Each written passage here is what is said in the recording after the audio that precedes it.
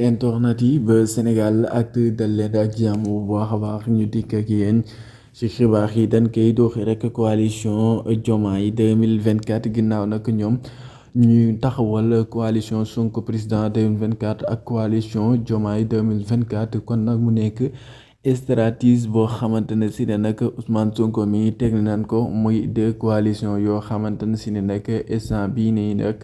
dinañ ko teg rek ci élection yi ba xam Ousmane Sonko bu bokkee ànd ci coalition Sonko président 2024 ak coalition Diomaye 2024 bu boobaa nag